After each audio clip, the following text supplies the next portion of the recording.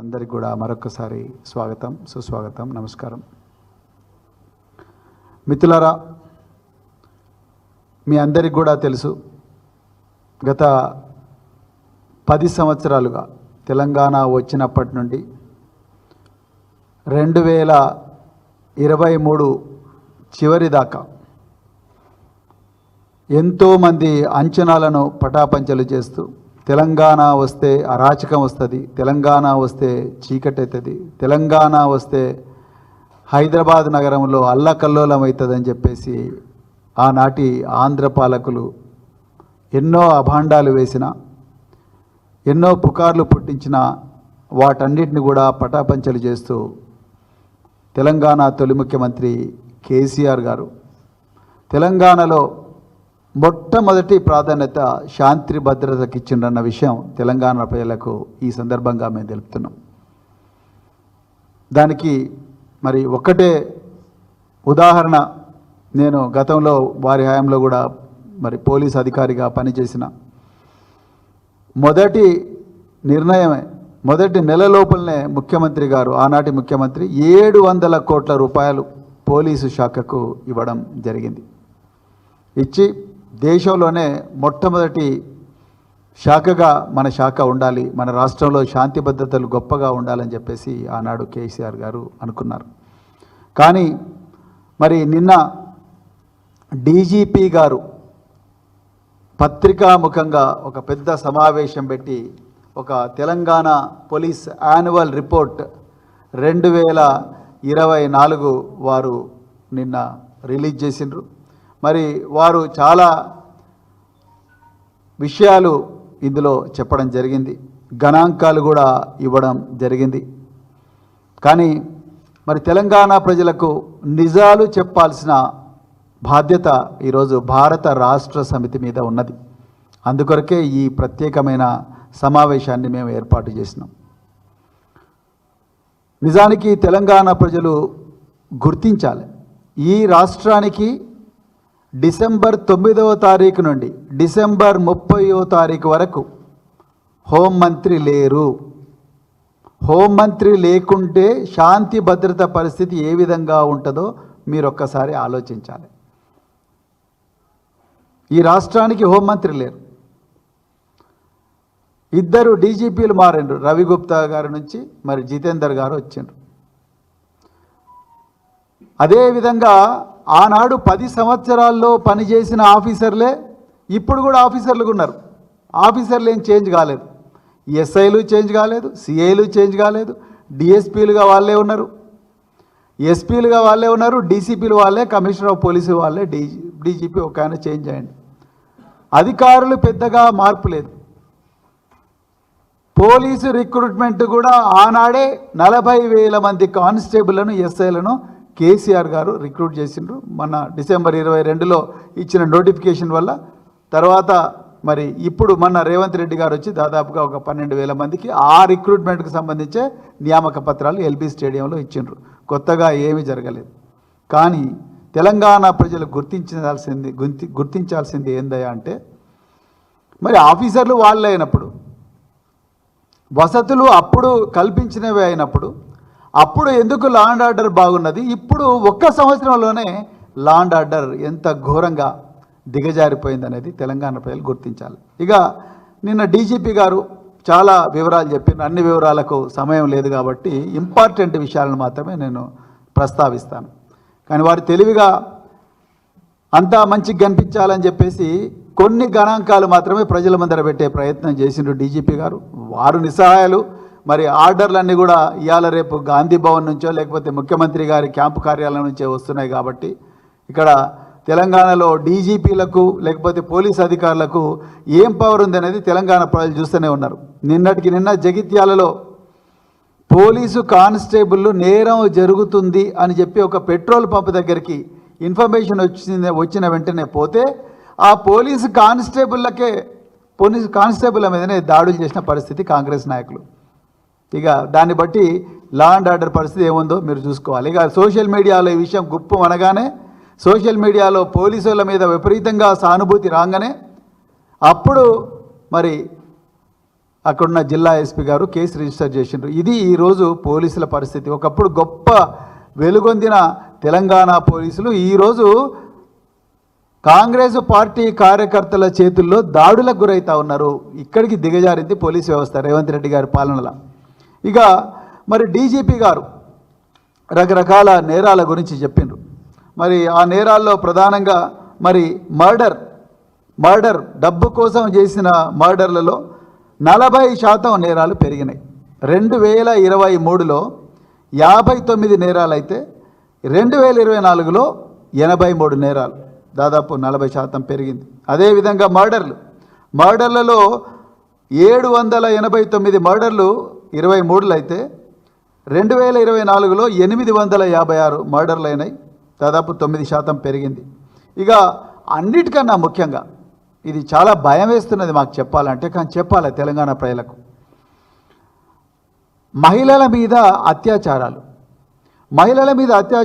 2023లో 2200 అత్యాచారాల సంఘటనలు వెలుగులోకి వస్తే 2024లో దాదాపు 3000 అత్యాచార సంఘటనలు జరిగినాయి. అంటే 29% పెరిగినాయి మహిళల మీద అత్యాచారాలు ఈ ఒక్క సంవత్సరంలోనే.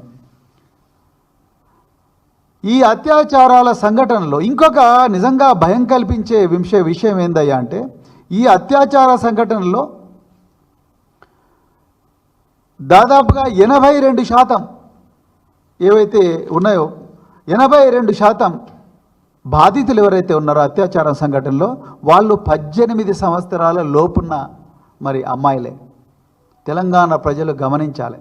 ఆనాడు కేసీఆర్ గారు షీ టీములు పెట్టిండ్రు, భరోసా సెంటర్లు పెట్టిండ్రు, సఖీ సెంటర్లు పెట్టి మహిళలకు ఆఫీసర్లను కూడా పెట్టి వాళ్ళ ఐఏఎస్లైనా ఐపీఎస్లైనా ఎవరైనా కూడా మహిళా ఆఫీసర్లు ఉంటే వాళ్ళ చేతిలో కొన్ని డిపార్ట్మెంట్ల కమిటీలు పెట్టి కంటిన్యూస్గా మహిళల మీద రివ్యూ చేయాలి, మహిళల మీద జరిగే నేరాల మీద రివ్యూ చేయాలని చెప్పేసి ఈ 4-5 వ్యవస్థలను పెట్టి దాదాపు 6000 పెట్రోలింగ్ వాహనాలను మరి ఆ రోజు పెట్టి ప్రధానమైన కూడళ్లలో ఈ పెట్రోల్ వాహనాలను పెట్టి విజిబుల్ పోలీసింగ్ అనేది ఇంప్రూవ్ చేసి ఎక్కడ చూసినా పోలీసులు కనిపించినట్టుగా కనిపించని పోలీసులను కూడా పెట్టిండు. కనిపించని పోలీసులు షీ టీంల రూపంలో ఎక్కడ జనసమర్థమైన ప్రదేశాలు ఉంటే అక్కడ పెట్టేవాళ్ళు.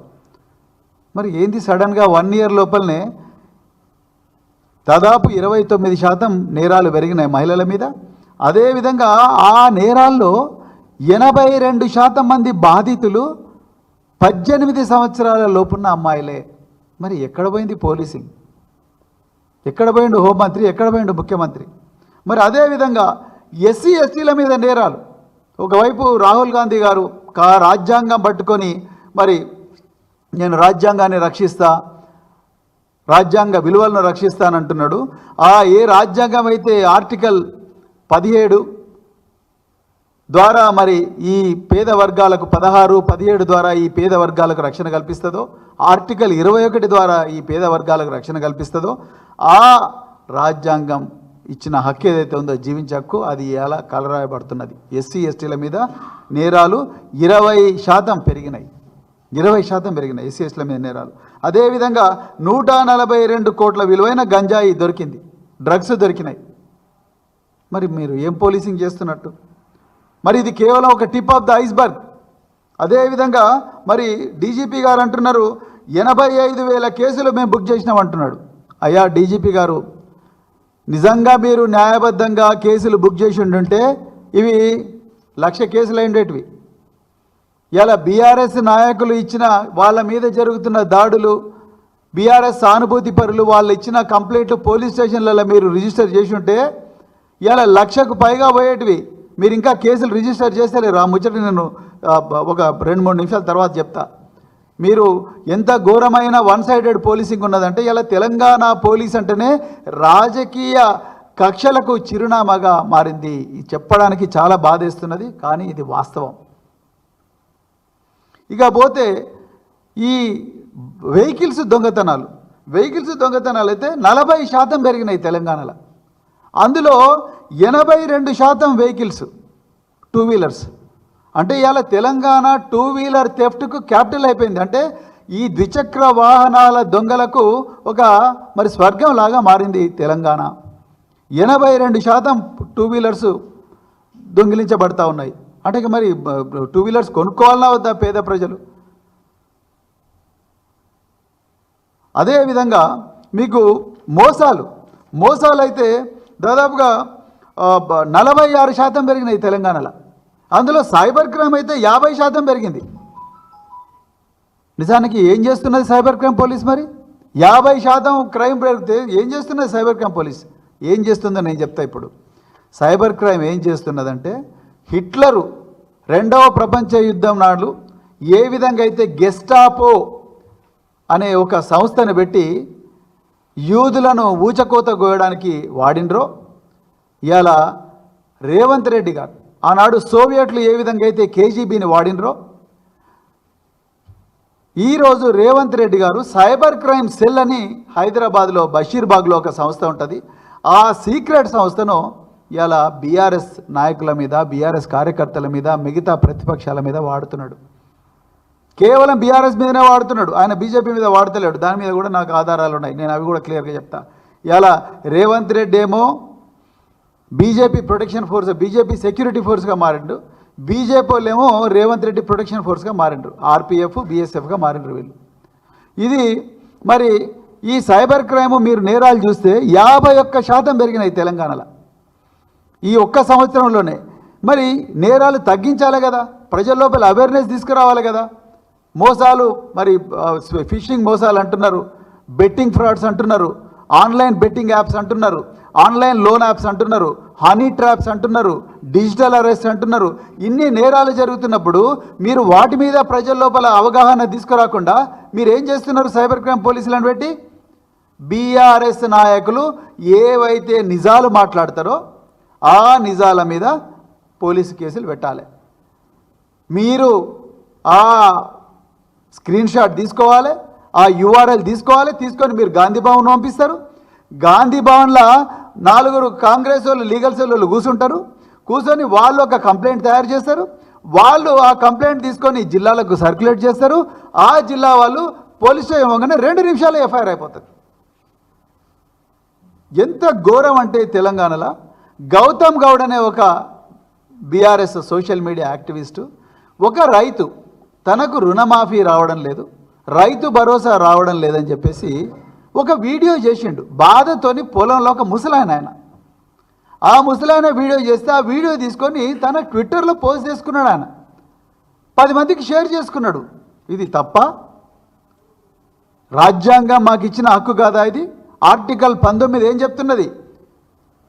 Right to freedom of personal Liberty and expression, right to freedom of speech and expression అనేది రాజ్యాంగం మాకు ఇచ్చిన హక్కు కదా. దాని ప్రకారమే గౌతమ్ గౌడ్ చేసుకున్నాడు. ఒక్కటే ఇన్సిడెంట్ మీద 6 ఎఫ్ఐఆర్లు చేసిండండి. 6 ఎఫ్ఐఆర్ ఎడ్ చేస్తారు. మేము సైబర్ క్రైమ్ స్టేషన్కి పోయినాం, దిలీప్ కొనతామని ఇంకొక ఆయన అరెస్ట్ చేసిండు. ఏం సంబంధం లేదు, ఎఫ్ఐఆర్లో ఆయన పేరు కూడా లేదు. ఏం సంబంధం లేని అరెస్ట్ చేస్తే నేను బీఆర్ఎస్ నాయకులు అందరం పోతే మీరందరూ కూడా బీఆర్ఎస్ యాక్టివిస్టులు, అందుకొరకు ఇవన్నీ బీఆర్ఎస్ సోషల్ మీడియానే మేము ఎట్టయినా చేస్తాం అని చెప్తున్నారు ఓపెన్గా పోలీసు వాళ్ళు. అంటే మీరు సైబర్ క్రైమ్ స్టేషన్ను ఈ 50% నేరాలు ఏవైతున్నాయో ఆ నేరాలను తగ్గించాల్సింది పోయి ప్రజల లోపల పెద్ద ఎత్తున ఆదిలాబాద్ నుంచి అలంపూర్ దాకా, కొడంగల్ నుంచి కోదాడ దాకా, భద్రాచలం నుంచి దేవరకద్ర దాకా మీరు పొద్దున్న లేచినప్పటి నుంచి ప్రజల లోపల అవగాహన కల్పించాల్సిన మీరు పొద్దున్న లేచినప్పుడు చేస్తున్న పని ఏంటి? సైబర్ క్రైమ్ పోలీసులు బీఆర్ఎస్ వాళ్ళు ఏవి స్టేటస్లు అప్డేట్ చేస్తున్నారు, ఇన్స్టాగ్రామ్ పోస్టులు ఏం పెడుతున్నారు, ఫేస్బుక్ పోస్టులు ఏం పెడుతున్నారు, అదేవిధంగా ట్విట్టర్లో ఏం షేర్ చేస్తున్నారు, ఆ స్క్రీన్ షాట్స్ అని తీసుకోవాలి, గాంధీ భవన్కు పంపించాలి.